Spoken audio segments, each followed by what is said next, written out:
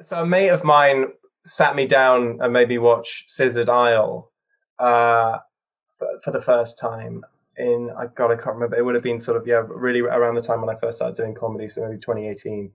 And oh my God, I think that's one of the best pieces of comedy I've ever seen. I just think it's so phenomenally tight. It's so cleverly done. It's so subtly, excellently performed. And it just flies by the 45 minutes. I'm sure you guys find this. You're watching comedy. It's even if you're enjoying it, you sort of, you're looking a bit at the clock and how long's it got to go, even if you like it, but not with that at all. It was like a religious experience. It just took me out of, the sense of time, and it's great. See, I guess you must have had some awareness of Alan Partridge as a character Yeah. before then, but Yeah, was of that the first course. time you actually sat down and watched an actual full program that he was in? I think, yeah, I think Yeah. it probably was. I think I'd seen bits of Mid Morning Matters, but it wasn't until then that I sort of, it's a weird one, isn't it? Because sometimes you might be shown, because the thing about him is that he's so clever and brilliantly constructed that as a younger person, I probably wouldn't have fully appreciated the genius. And then I think I kind of got to that stage, sat down, properly watched it, and was like, oh my God, this is so clever. There's so much texture here.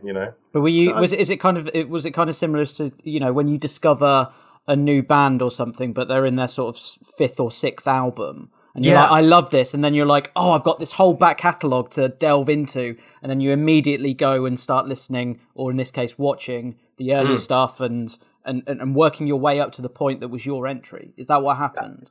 Yeah, I'd say it was very similar to when I first watched Bo Burnham. It was a similar experience, and I just kind of went back through all of his work.